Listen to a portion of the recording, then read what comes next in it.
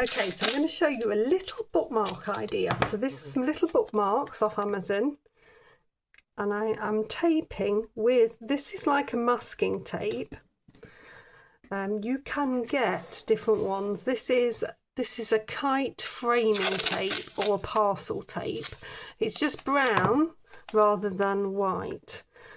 It's really nice to define your edges. I'm just trying to get them as even as possible so that I have a really nice edge, and I must make sure that they're all smoothed down on there so that I'm going to get a nice bookmark happening in the middle. I have got two brushes with me today, a round number 10 and a round number 6, and my trusty Cotman palette that I shall get into view. And we are going to do our first design, which is going to be a bit of a sort of narrow beach scene. So we are going to wet down to here, a little bit of water. I'm going to come into some cerulean blue. We can just dab that straight in. Get really nice blue sky. I'm going to go lovely Mediterranean beach here. Then what I'm going to do, I'm going to wet a little bit of a curve here, this bottom edge, and I'm going to use cadmium yellow. So I'm using cadmium yellow because in this palette I don't have anything like raw sienna. If you had raw sienna, that would work wonderfully, so would yellow ochre. I'm just basically mixing my own. Just to show you, this is a little bit of burnt umber, that I'm bringing that through, that you don't absolutely need the same colours to be able to create an effect. And then I'm going to bring some of that burnt umber with my round number 6 just underneath. That's going to be the bottom of the wave. Okay, I'm going to dry that off. Okay, so that's beautifully dry. I'm now going to choose a different blue for the water. So I'm using my round number 6 to pop a little bit of water on. I'm going to come into some ultramarine blue. So this is the other blue that I've got in this palette. But any other blue would do that you have. It just wants to be different to the sky. If it's slightly darker than the sky, it will work better for the sea as well.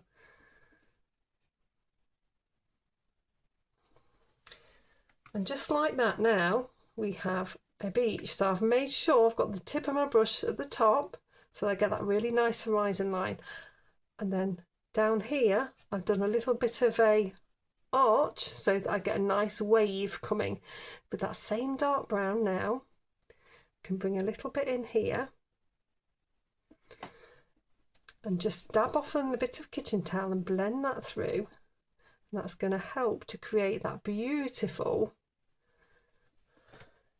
definition on that wave. And I'm going to rinse my brush. I've loaded it with water. I'm going to dab it off on my hand a little bit, and then I'm just going to touch and curve around like I'm doing a shallow C, a letter C, and then that's going to break that top of that wave and bring in a little bit of shadow and softness. That paint is going to run into here. I'm going to dry that one off. Okay, so that's nicely dry. I've got that lovely softness of that edge now and that little bit of shadow coming in. First thing I'm going to do is dip with my round number 6 into that ultramarine blue that we used on the water, and I'm just going to do some zigzags through to create a bit more of a wavy effect on the water. Kept it quite horizontal, so that's giving a nice strength there as well. Then I'm going to rinse my brush off. I'm going to dab into the cerulean blue. I'm just going to take a little bit into that wave, just dabbing, just to give a little bit more shadow. It's still a little bit stark. Rinse my brush off again, dab off. I'm going to come into the burnt umber. I'm just going to bring bit of shadow underneath there. So you've got that shadow happening there as well. Okay, I shall dry that one off. Okay, so if I take a little bit of sap green onto my brush now, I can do some grassy bits at the front. So I'm resting on my little finger. I can add a few grassy bits in. It doesn't matter if they come over the water. You're adding layers now. You want this to happen. It needs to be fairly thick to cover over that water's shadow.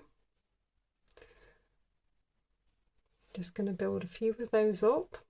A little bit of practice of brush control. Put that there then. Then if we take a little bit of ultramarine, just going to pull this over so you can see. A little bit of the burnt umber.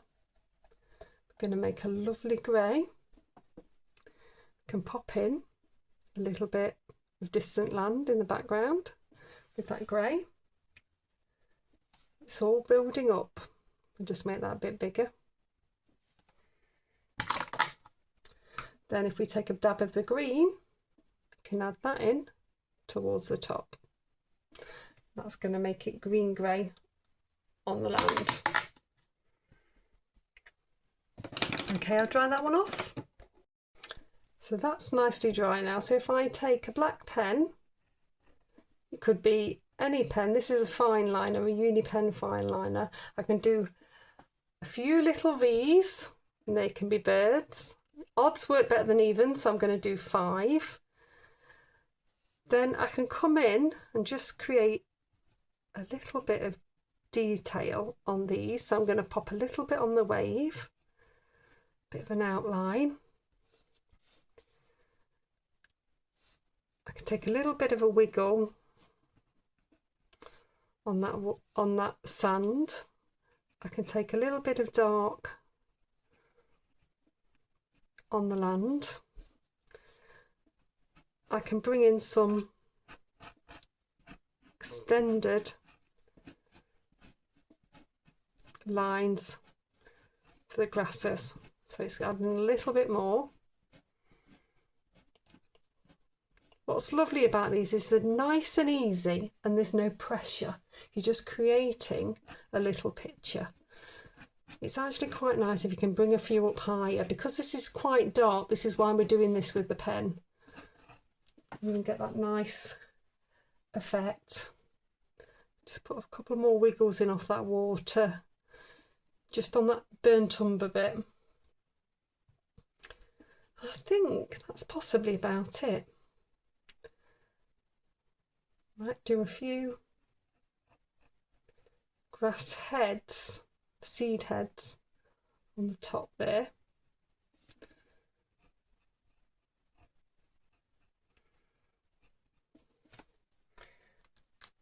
Okay, and then we come to peel this off. Just peel nice and slowly and carefully. It must be dry. If you find it doesn't come off easy, then heat it with a hairdryer. It's always tricky with what type of paper you've got. I mean, this one's worked quite well, which is a bonus because I haven't tested it before. If it doesn't feel like it's going to come off when I'm pulling, and I think it might rip, then I'll put the hairdryer on it. Just heat it up a little bit. That helps to get the glue off. It's taking a little bit on the edge of the paper, look. And there we have a beautiful bookmark. At that point then you can sign it. I always initial mine and find a little tassel-y bit to go through there. So I hope you've enjoyed it. Please do like, subscribe and share. I find my Facebook page, it's linked in the description, and I'd love to see your finished pieces.